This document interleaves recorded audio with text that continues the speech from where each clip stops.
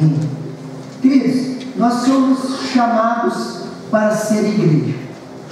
Sim ou não? Nós somos chamados, queridos, para ser igreja. Esse é um chamado, queridos. E ser igreja é um privilégio. E nós somos chamados para ser igreja. Esses dias nas redes sociais da igreja, a Amanda fez um reels ali. Eles entendem muito mais do que nós dessa parte. E ela compartilhou, ela colocou uma frase: igreja não é um lugar para frequentar, mas uma família para se pertencer. E aquilo ali eu fiquei pensando, falei, Deus, é isso mesmo. É isso mesmo. Igreja é um lugar, é uma família para se pertencer. Queridos, igreja não é um clube. Igreja é um lugar para se pertencer. Por isso, queridos, eu e você, nós vivemos igreja. Fala um amém. Amém. Queridos, nós vivemos igreja. A nossa família, queridos, ela vive igreja. Nós vivemos igreja, respiramos igreja. Nós não temos uma agenda pessoal. Não temos. Por quê? Porque nós vivemos igreja. Queridos, eu não tenho um horário de trabalho. Eu não trabalho das 8 às 5, depois eu não sou pastor. Eu não sou contratado para ser pastor. Ser pastor é uma vocação. E ser igreja é um chamado. Nós não estamos em um negócio. Nós não estamos em um negócio. Nós não recebemos salário. Nós estamos aqui porque nós vivemos igreja. Esse é o nosso DNA, é ser igreja, é ser comunhão e servir como igreja. Isso é viver igreja. Olha o que Efésios, queridos, capítulo 14, capítulo 3, do verso 14 ao 21, eu gostaria que você prestasse muita atenção nesse texto. Esse texto é uma oração do apóstolo Paulo. O apóstolo Paulo faz 2 orações poderosas na sua carta aos Efésios. O apóstolo Paulo, provavelmente, queridos, ele ditava as cartas. Enquanto ele ia ditando, um escriba escrevia. E de repente ele era tomado pelo Espírito Santo, queridos, ele começava a glorificar Deus.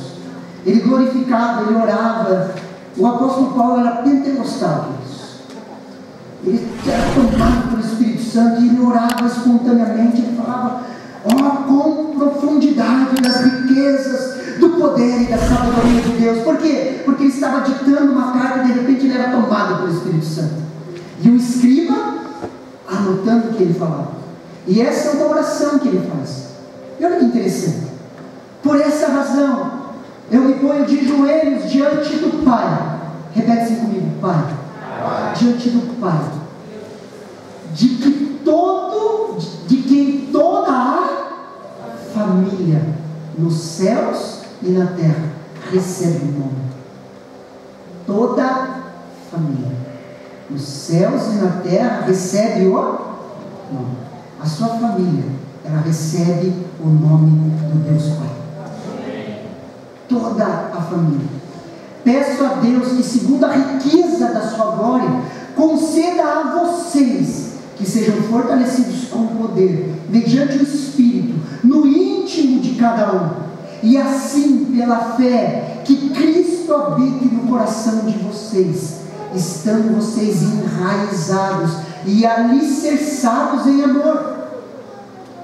Isto para que,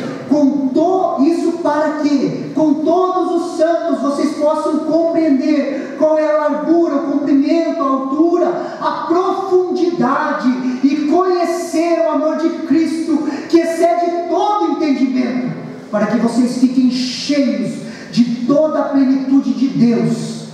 Ora, aquele que é poderoso para fazer infinitamente mais de tudo que pedimos, pensamos, conforme o seu poder que opera em nós. A Ele seja a glória na igreja e em Cristo Jesus, para toda geração, para todas as gerações, para todo sempre. Amém. Poderoso, poderoso. poderoso? Sim ou não? Poderoso. Aqui Paulo se põe de joelho, queridos. O grande apóstolo dos gentios, o homem que revolucionou o seu tempo, ele se ajoelha diante de Deus, o Pai, e ora. O apóstolo Paulo faz uma oração. E olha que interessante, verso 14 e 15. Por essa razão me ponho de joelhos diante do Pai, de que toda a família no céu e na terra recebe o nome. Que toda a família, preste atenção aqui para mim, o plano de Deus se chama família. O plano de Deus se chama família. A Bíblia, queridos, ela se inicia com um casamento e ela termina com um casamento, aonde eu e você vamos nos encontrar com o nosso noivo. Nós vamos cear com ele e nós vamos nos casar com ele. Falou amém? Amém. A família, queridos, é o núcleo central da sociedade. Por isso existe tanta guerra em torno desse tema. Queridos, em alguns lugares, se nós falarmos sobre família, do que eles denominam família tradicional, nós vamos encontrar problemas, sim ou não? Porque existe uma guerra para a desestruturação da família, queridos, mas o projeto de Deus se chama família. Qual o nosso primeiro ministério? Olha 1 Timóteo, capítulo 3, verso do 2 ao 5. É necessário, pois, que o bispo seja irrepreensível, esposo de uma só mulher, moderado, sensato, modesto, hospitaleiro, apto para ensinar, não dado ao vinho. E o bispo não é não dado a pouco vinho, é não dado ao vinho. À medida que você cresce na fé, algumas coisas precisam ser cortadas. Não dado ao vinho. Não violento, porém cordial, inimigo de conflitos, não avarento, que governe bem a própria casa, criando os filhos sob disciplina, com todo respeito, pois se alguém não sabe governar a própria casa, como cuidará da igreja de Deus? Queridos, a família é o nosso primeiro ministério. É o nosso primeiro ministério. Se governamos bem a nossa casa, nós vamos cuidar também da casa de Deus. Na família, queridos, você é quem você é. Sim ou não? Sim ou não? Queridos, ninguém, preste atenção aqui. Quem não é casado ainda, preste atenção aqui. Ninguém resiste ao teste do tempo. Ninguém. No noivado, queridos, estava até falando na campanha. No noivado, queridos, tudo bonito, tudo certo. Depois de um tempo de casamento, a menina acorda sem maquiagem. O cara olha e fala assim: nossa, casei com a Fiona, pensei que era princesa. Passa-se um tempo, o cara lá, meia rasgada, coçando, acordando de manhã cedo, assim, nossa, é o xerete, pensei que era um príncipe. Por quê? Porque ninguém resiste ao teste do tempo. Com o tempo, queridos, as máscaras caem. Quando casamos, podemos disfarçar no noivado, mas o tempo abre o baú da alma. Somos quem somos em casa. Uma vez eu estava ministrando, que eu estava conversando em uma célula, em um grupo familiar, estava conversando, ministrando, e Deus já estava trabalhando comigo algumas coisas, e o Espírito Santo de Deus falou ao meu coração: a formalidade, ela quebra comigo. E eu fiquei com aquilo na cabeça: o que é isso? O que é isso? E eu não entendia, queridos, eu sei quando a voz de Deus fala comigo. E eu fui pesquisar o que é formalidade. A palavra formalidade fala regra de conduta, costume, preceito de civilidade, norma, convenção e etiqueta. Queridos, se você veste uma capa ou uma máscara, isso ataca a verdadeira comunhão. Se você entra no templo, queridos, e no templo você é outra pessoa do que você não é em casa, aqui no templo, na igreja, você não vai entender o que é verdadeira comunhão. Se você é uma coisa na sua casa, você xinga, grita, fala palavrão, é virado no Satanás, e chega no culto, você vem todo informalzinho, assim, coloca uma regra de etiqueta da vida cristã, a formalidade quebra a verdadeira comunhão, aquilo que o Espírito Santo me falou. Aleluia.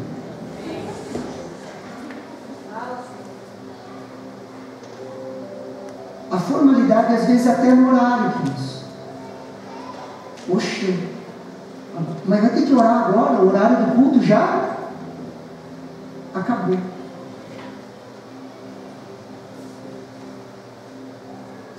Sim ou não?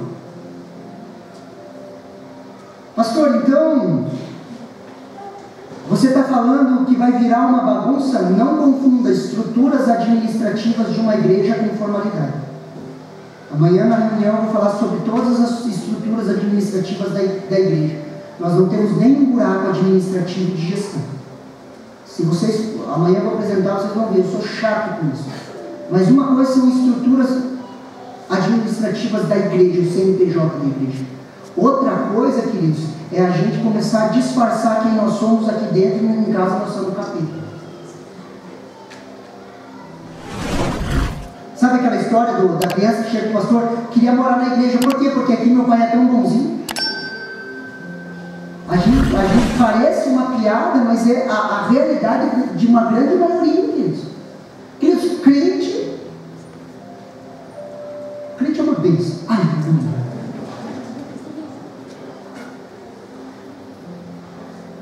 Regras de conduta, onde usamos máscara no templo, onde disfarçamos a realidade de quem nós somos, isso se chama religiosidade. Família é ser e pertencer. Fala um amém. Amém. Ser e pertencer. Olha o que Efésios capítulo 3, verso 16 nos fala. Peço a Deus que, segundo a riqueza da sua glória, conceda a vocês que vocês sejam fortalecidos com o poder, mediante o seu Espírito no íntimo de cada um. Queridos, fortalecidos com o poder. Existe um poder que nos fortalece, e é um poder, queridos, mediante ao Espírito de Deus no íntimo de cada um de nós. O Espírito Santo que habita em cada um de nós. Posso ouvir um amém? E como isso funciona na prática? Preste atenção, estamos falando de ser igreja, amém? Estamos falando da igreja se tornar uma grande família, das máscaras caírem e o poder do Espírito Santo começar a operar em nós de forma poderosa. Nós cremos no batismo com o Espírito Santo. Posso ouvir um amém? Nós cremos no empoderamento do Espírito Santo. Nós cremos nos dons espirituais, nas orações em línguas. Nós cremos nisso. Posso ouvir um amém? Nós cremos nas curas, mas como isso funciona na prática? Como nós acessamos esse poder, pastor? Como as coisas acontecem na edificação da igreja? Nós somos igreja, nós somos uma família, e ser igreja, queridos, é edificação mútua, onde um edifica o outro. Posso ouvir um amém? Quer ver um exemplo? Você já recebeu uma palavra de Deus na celebração aqui, sim ou não? Você estava lá no louvor, alguém veio e liberou uma palavra para você, falou uma palavra para você, na escola de ativação profética, alguém já te entregou uma palavra, ou você entrou na igreja, alguém falou assim, eu acho que você está precisando de um abraço, te deu um abraço, e você foi ministrado, sim ou não? Já aconteceu isso com você? Isso é edificação mútua.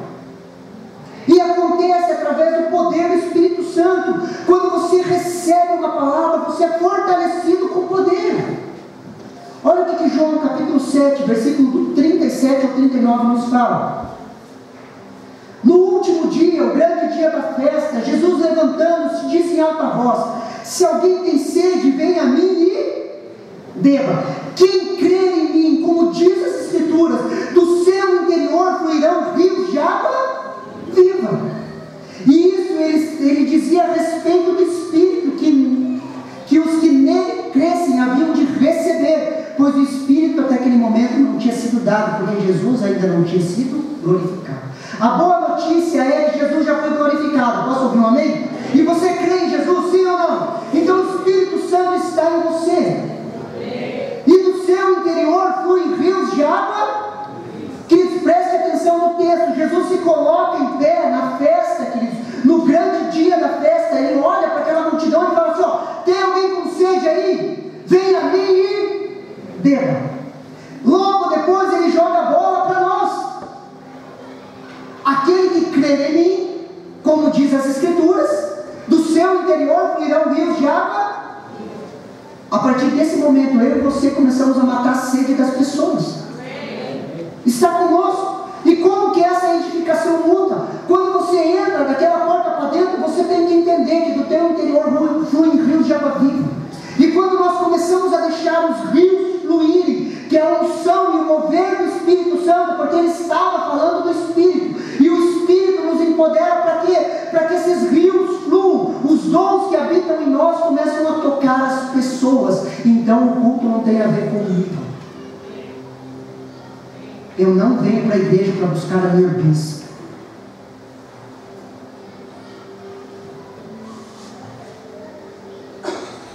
Rios de água viva começam a fluir das pessoas, de cada um de nós, e nós vamos nos edificando. Pastor, então a gente não vem para receber, nunca foi a ideia. A igreja é um lugar de edificação mútua.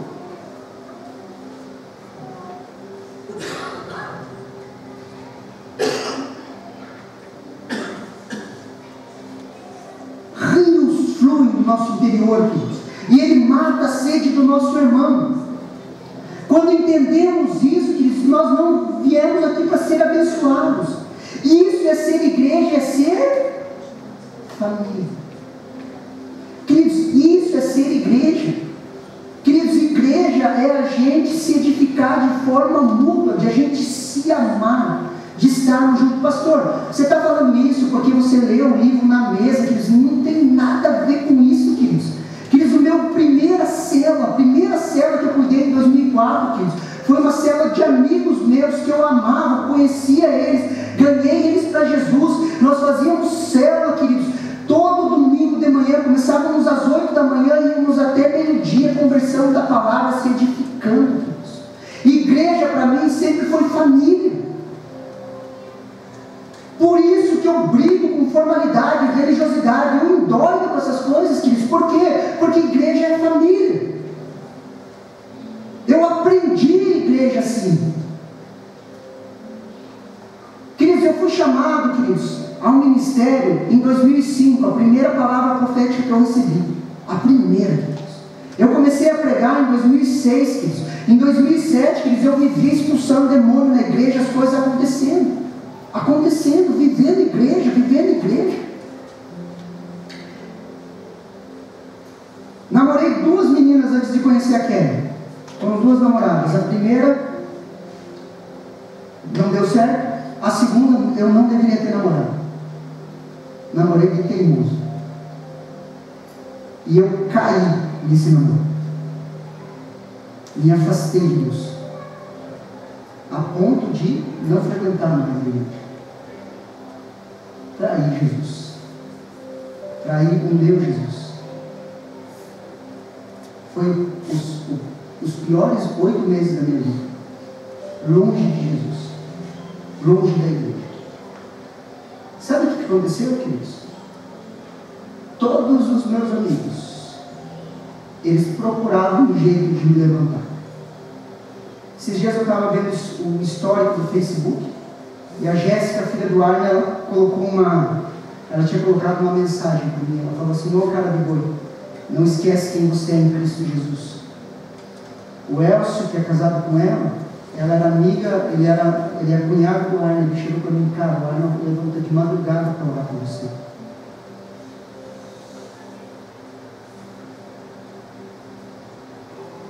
As pessoas me perguntam: pastor, como você tem paciência com as pessoas? Eu tenho paciência porque eu sei o que é cair. Eu sei o que é se afastar. Eu sei o que é. Quer dizer, diante de Deus, eu não escutei uma acusação. Ninguém chegou para mim assim: ó, Você vai para o quinto dos infernos se você não voltar para Jesus. A sua salvação está condenada por isso, nunca. As pessoas simplesmente me amaram. Me amaram. Me trouxeram para perto. Me acolheram. Quis uma guerra, para se levantar novamente, uma guerra. Eu não tinha conhecido a Kelly ainda, longe. Quando eu larguei, eu falei, vou voltar a fazer o que eu fazia. Fui trabalhar na academia, trabalhava 3 períodos, jogava campo de futebol. Lembra lá, Pedro? Ele morreu, o projeto não deu certo, o que ele fez? Ele voltou a fazer o que ele fazia antes, sim ou não? Eu olhei para mim e falei, o projeto não deu certo. Eu achava que eu tinha se chamado para ser pastor, não tem, vou ganhar dinheiro e vou jogar bola. Sabe o que aconteceu? Quebrei a perna de novo. Na hora que eu quebrei a perna, no momento exato que eu quebrei a perna, tíbia e fíbula, eu levantei meu pé assim, ó, minha perna caiu para o lado assim. Trauma pesado esportivo. Pino na perna, 50 dias sem andar. Na hora que eu levantei a perna, que eu vi que meu pé caiu, na hora eu vi todas as coisas que cooperam para o seu bem. O Espírito Santo falou assim, ó, eu tenho que te parar. 50 dias deitado, sem poder se mexer, risco de trombose. Eu abaixava a perna, meu pé ficava desse tamanho assim. O médico falou assim, se você não cuidar, você vai amputar a perna. Uma das mulheres da igreja chegou para mim, você é igual Jacó. Ele quebrou sua perna para se transformar em Israel. Queridos, eu sei que é ter uma igreja que me ama. Porque aquelas pessoas me amaram. Na pior fase da minha vida. Por isso que eu fico louco da vida. E vocês já viram eu perdendo paciência algumas vezes com isso. Quando eu começo a ver uma pessoa jogando a outra, falando aquele ali presta, aquele ali não presta. Aqueles em fases da minha vida eu não prestava. E eu sei onde está. Nesse período ele me restaurou. E se as pessoas não tivessem me amado, talvez eu não estaria aqui ministrando a palavra para vocês. Eu estaria longe. Eu nunca mais teria voltado. Quem já foi para o encontro face a face com Deus, com os homens, a maioria que ministra é amigo meu que eu ganhei para Jesus. E eles contam todas as minhas histórias ali. Eles vão contar todas. O Marcelo que vai vir na aula, com certeza, aqui ele vai falar todas as coisas. As burradas. Por quê? Porque a gente nunca usou máscara. Nunca quis. Quem já foi para um encontro já viu, assim, a gente se conversa, queridos, e é aberto, eles contam, um conta, tira sarro.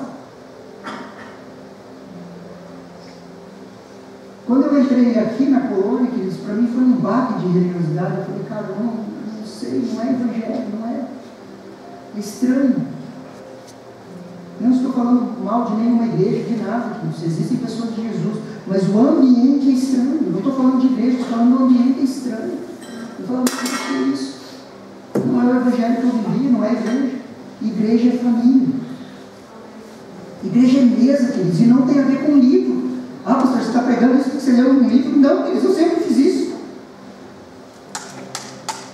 Meus amigos eram minha célula, queridos. Minha casa, pergunta para minha mãe, minha casa sempre estava cheia de gente. Cheio dos amigos que eu ministrava. Expulsava demônio, fervo. Levava para dentro de casa, chegava em casa uma vez, levei para dentro de casa um lá. Ele chegou, eu dormindo. Eu escutei, Rideu. Eu falei, o que é? Alguém esqueceu chave, alguma coisa, desci lá para fora. Não posso falar não. Onde tal, tem endemoniado no carro, está te chamando. Eu falei, o que foi? Cheguei, rapaz endemoniado no carro. Você que é fulano de tal? Eu falei, sou eu mesmo. Ele falou, quero falar com você. Eu falei, sai do carro de olho e mão para trás. Ele abaixou e ficou de olho com a mão para trás. Eu fiquei pensando, vai passar a guarda municipal, polícia, alguma coisa, como que eu vou explicar isso? Eu falei, fica em pé, eu levei o demônio para dentro de casa. Vem. Convidei ele para dentro de casa. Falei, de joelho, mão para trás, fica aí, e liguei para o meu irmão. Falei, ó, vamos ligar aqui, tá feio o negócio. E minha mãe desceu. Quando eu olho, já vem falando com o demônio. Ele, que ela conhecia, né? Eu falei, não é ele, não, tem demoniado. E ele, queridos, o demônio saiu um fedor de pingas, tomou a casa. Igreja, queridos, é isso. É família. Pastor, qual que é teu sonho? É que vocês vivam por um momento em um lugar onde você não precisa disfarçar quem você é. Onde você vive família, acolhimento, onde as pessoas olham para as suas lutas e dificuldades e te acordam. Fala assim: eu já passei por isso. E Jesus mudou a minha história. E Ele pode mudar a sua. Onde a pessoa chega arrependida por alguma coisa, a gente vai falar: né, como que pode? Que isso? Eu aprontei muito. Dei trabalho para os meus pastores. Falava para os meus pastores: tem que fazer assim, tem que fazer assado. Quanto menos você entende de um assunto, mais gritado você dá. É verdade. Eu falava assim: tem que fazer assim, tem que fazer assado. Até eu cuidar de igreja, eu falei: não é tão fácil. Não funciona tão rápido assim. Você consegue entender?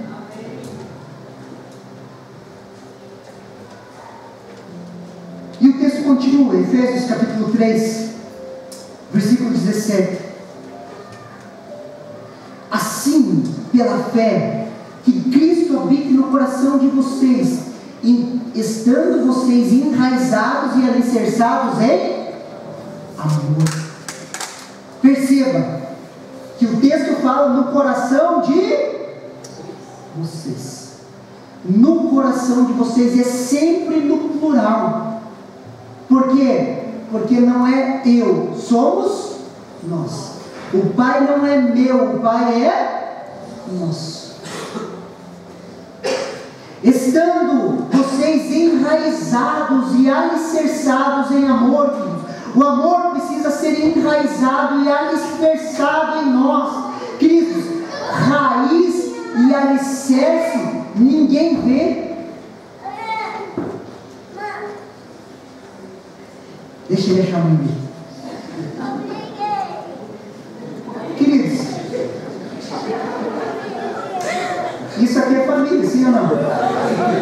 Imagine agora a minha formalidade falar: isso não pode acontecer. As crianças são espontâneas, queridos, e a gente tenta tirar a espontaneidade. Senta e não se mexe. Se você olhar para o lado, você apanha quando você chegar em casa. Nós engessamos e arrancamos a criatividade e a espontaneidade das pessoas. Depois a gente não sabe porque crescem adultos duros que não se movem e não olham para o lado.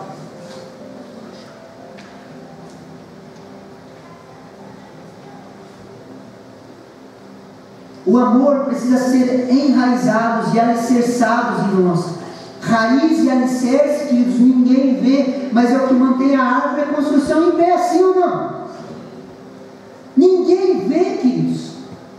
Primeiro o amor para com Deus, queridos, e depois o amor para com o meu irmão precisa estar enraizados em nossos corações.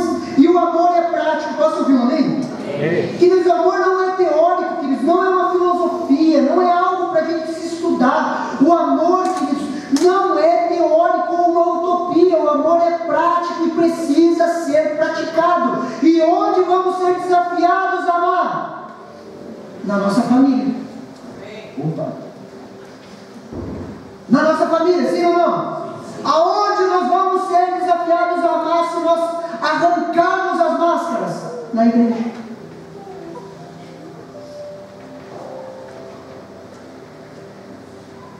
Imagina alguém que te tira do sério, irmão da fé, aleluia, é esse que você vai ter que amar.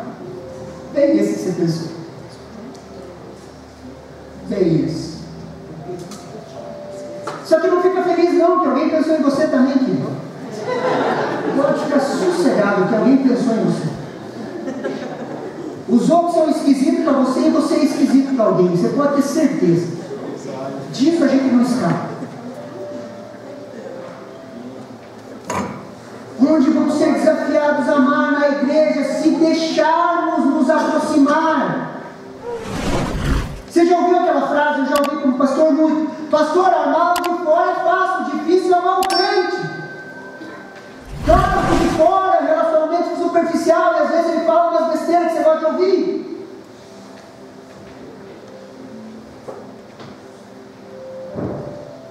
Aleluia. Agora o de dentro, é Ele que nós precisamos precisamos amar. Olha o que Efésios capítulo 3, versículo 19 ao 20 nos fala. Isso para que com todos os santos, repetem comigo, com todos os santos. Todos os santos. Com todos, são todos os santos, não são todos os pecadores, amém? São os santos, aleluia.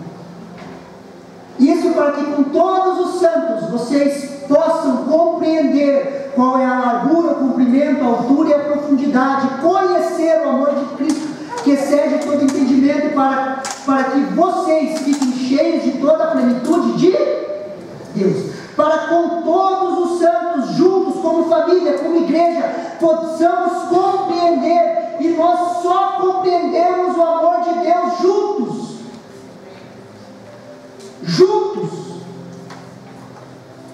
Juntos nós vamos compreender a largura, o comprimento, a altura e a profundidade do amor de Deus. E conhecer o amor de Cristo, que excede todo entendimento. Existe um amor, queridos, a ser descoberto, queridos, a ser conhecido, que é o amor de Cristo. Queridos, há um amor a ser conhecido. E nós precisamos cavar juntos para conhecer esse amor. Naturalmente eu não amaria a quem Cristo ama. Cristo ama as pessoas, sim ou não? Naturalmente você ama pessoas? Não. Mas existe uma possibilidade de amar. Olha o que 1 João capítulo 4, versículo 19 ao 21 nos fala. Nós amamos porque Ele nos amou primeiro. Se alguém disser eu amo a Deus, mas odeia o seu irmão, e esse é mentiroso, pois quem não ama o seu irmão a quem vê, não pode amar a Deus a quem não vê. E o mandamento que dele temos é este: quem ama a Deus, que ame também o seu irmão. Queridos, existe um amor a ser revelado, o amor de Deus para conosco, onde entendemos juntos que somos amados, e isso que nos permite amar. Nós amamos porque Ele nos amou primeiro.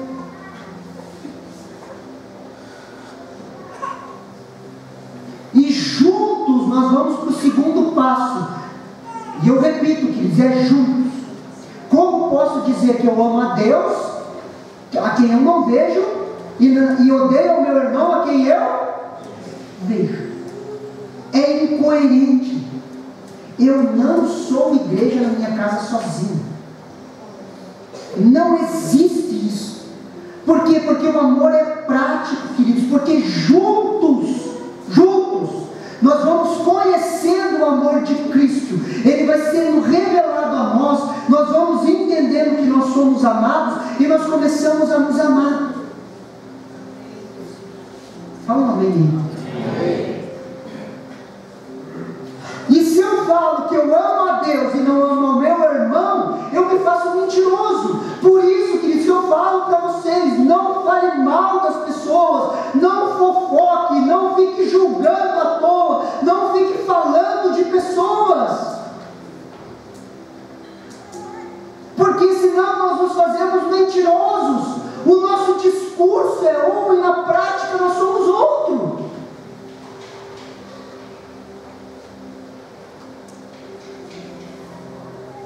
Nós amamos uns aos outros. Às vezes o crente ele é bipolar, às vezes. O cara ora: eu quero que a igreja cresça, eu quero que a igreja cresça, eu quero que a igreja cresça. Nós oramos, jejuamos, a igreja começa a crescer. Mais gente, mais trabalho. Mais gente, mais problema. Mais gente, mais desafio para amar. De repente o cara ora na oração dos 3, meio ano para uma pessoa vir, a pessoa vem, daqui a pouco ele está calmo, porque a pessoa não faz o que ele quer. Mas não se converteu direito, queridos.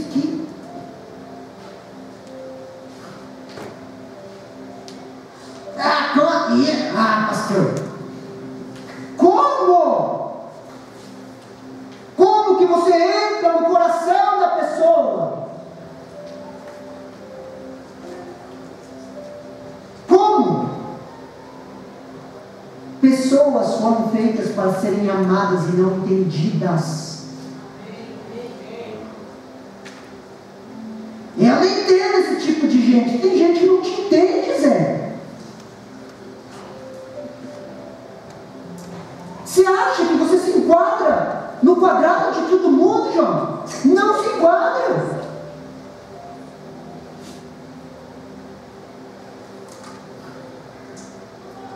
Estou abrindo meu coração com você.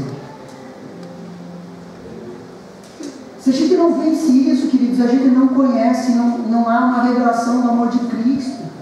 Sabe, quem quer um avivamento aqui? Sim ou não? Todo mundo ora e fala, sabe o que é isso? É a revelação do amor de Cristo. Aonde? Sabe por quê? Sabe por que nos avivamentos, até nesses últimos Estados Unidos, as pessoas não paravam de adorar? Sabe por quê? Deixa eu te falar uma coisa. Sabe o que é adoração? É quando a beleza de Cristo manifesta a igreja e Cristo se permite ver. E quando você vê a beleza dele, você não consegue parar. Você fica santo, santo, tu és grande, poderoso, Senhor dos exércitos. Por quê? Porque a beleza de Cristo foi revelada. E ela é revelada a um corpo. Isso é a verdadeira adoração. Não tem a ver com música. Eu não gosto das letras da música. Não tem a ver com música, isso tem a ver com a revelação da face de Cristo para a sua igreja. Por isso que as músicas não param, as pessoas não param. E as pessoas começam a vir porque elas veem naquele ambiente a face de Cristo. O amor de Cristo foi revelado porque eles estavam juntos. Consegue me entender? Como posso dizer que amo a Deus se eu odeio meu irmão? É incoerente. Eu sou igreja, não sou igreja na minha casa sozinho. Isso não existe. Olha o que Provérbios 27, 17 nos fala. Isso aqui eu queria, se eu fosse adepto de tatuagem, eu ia fazer uma tatuagem no meu braço desse versículo e eu ia andar mostrando para os irmãos assim. Toda vez que der esse rolo, eu mostrava assim, para não precisar falar. Eu vou fazer uma tatuagem no braço aqui. Meu braço é fininho, não cabe, eu acho que tudo ali, mas se fosse mais grosso assim, eu ia tatuar. O ferro se afia com e uma pessoa pela presença do seu. Por que você quer afastar aquele que te afia, então?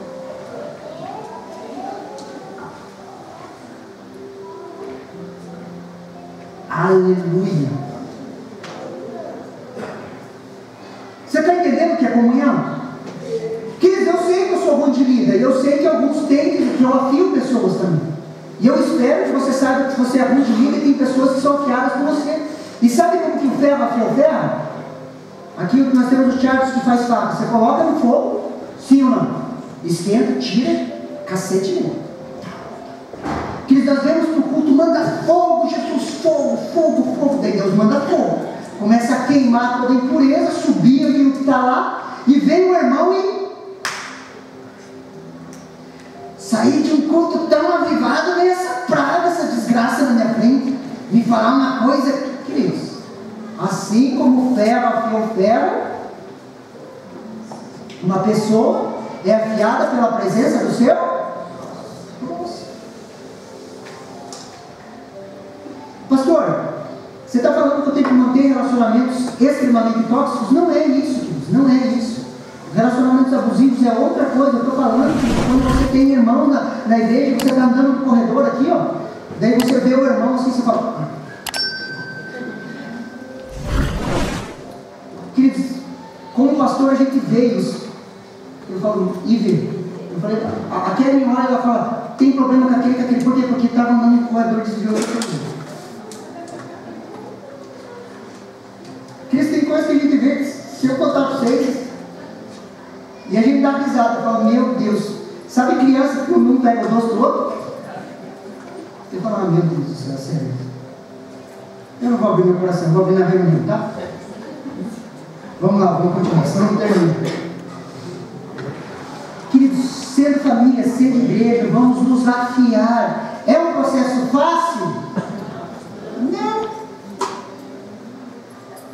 Mas é por isso que nós temos a promessa do poder. Às vezes a gente fala do poder, queridos, a gente acha que o poder das pessoas caírem no chão é parte das manifestações. A gente acha que o orar em línguas é parte das manifestações. O poder, queridos, é para a gente se relacionar. Sim ou não? Quer ver? Eu vou provar para você que o poder de Deus vem sobre você para te ensinar a relacionar. Lucas capítulo 17, versículo do 3 ao 7. Tenha cuidado, se o seu irmão pecar, repreenda-o. E se ele se arrepender, perdoa. Se pecar contra você 7 vezes no dia, e 7 vezes vier lhe pedir, estou arrependido, perdoe. Então os apóstolos disseram ao Senhor, aumenta a nossa. Queridos, o único evangelho que está em ordem cronológica é o evangelho de Lucas, porque ele era um pesquisador.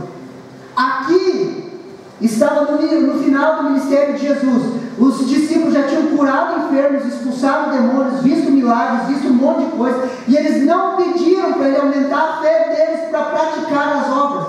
Mas quando Jesus olha, o negócio é o seguinte: se pisar no seu carro uma vez, 2 vezes, 7 vezes no dia, vem pedir perdão, você perdoa. O que eles olham para Jesus e falam? Aumenta a nossa fé. O poder de Deus nos reveste para nos ensinar a se relacionar, para a gente amar, queridos. Aprender a viver igreja, queridos. Precisamos aprender a ser família e igreja. E aonde vamos ser treinados? Na família e na igreja. Aonde que a gente aprende a perdoar? Primeiro, na família. Sim ou não? Hoje eu me emocionei lá no culto, queridos. Até com um erro de um discípulo meu, mas eu me emocionei no culto. Tiago abriu o coração no meio do louvor, lá o Tiago, com a espontaneidade dele. E daí ele abriu o coração lá, e eu falei assim, olha isso aí, caiu as formalidades. Ele abriu, ele não conhece ninguém na igreja de Campo Largo, ele só vai lá tocar, ele não conhece ninguém na frente. A igreja tinha bastante gente hoje, era um momento de ceia. E ele abriu o coração dele e falou, eu vim brigando com a Bia no carro ali, eu quero pedir perdão para a Bia, quero pedir perdão para Elisa, Pelena, porque a gente estava atrasado, eu estava brigando. E eu falei, e aí? Família. Quebrou todo o protocolo do louvor. Quebrou. A formalidade do louvor, abriu o coração, pediu perdão para a esposa e para os filhos, para as filhas. Na frente da igreja, como algo espontâneo e natural. Aquilo me emocionou. Eu falei, é isso. É isso. Somos quem somos, aonde estamos. Não havia máscara, ele ficou nu na frente das pessoas. E aquilo foi ministrando as pessoas. Aonde nós vamos aprender a perdoar, queridos? Na família e na igreja. Efésios capítulo 3, versículo 20. Ora, aquele que é poderoso para fazer infinitamente mais de tudo que pedimos ou pensamos, conforme o poder que opera em nós. Que ele é poderoso para fazer infinitamente mais do que aquilo que pedimos ou pensamos, conforme o poder que opera em nós. É sempre em nós. Queridos, existe um poder operando aqui, posso ouvir um amém? Operando na minha, na sua vida e é em nós, queridos. É a edificação mútua. Opera em nós. Existe um poder, queridos, um dunamis que opera em nós. E ele opera em nossa unidade, em nossa família, em nossa igreja. Para isso eu reconheço a obra de Jesus na vida do meu irmão. Reconheça a obra de Jesus na vida das pessoas e você vai ver esse poder se manifestando. Pastor, mas eles são meio esquisitos. Jesus usa os esquisitos, queridos. Usa você, usa eu, usa todos nós aqui. E o texto continua ali, queridos. Efésios capítulo 3, versículo 21. Quero finalizar com esse versículo. A Ele seja a glória na igreja e em Cristo Jesus, por todas as gerações, para todos sempre. Amém. A Ele, a Deus, seja a glória onde? Na igreja e em Cristo. Glorificamos a Deus, Cristo, sendo igreja. Sendo igreja. Não frequentamos uma reunião no templo, mas sendo igreja. Igreja é um lugar para se pertencer. Para onde, pastor, o Senhor está levando? Para onde o pastor está levando nós como igreja? Estou levando cada um de nós a uma igreja que se chama família, onde nós vamos nos tornar uma grande família. Você recebe essa palavra no seu coração? Vamos ser família. Quero te convidar a você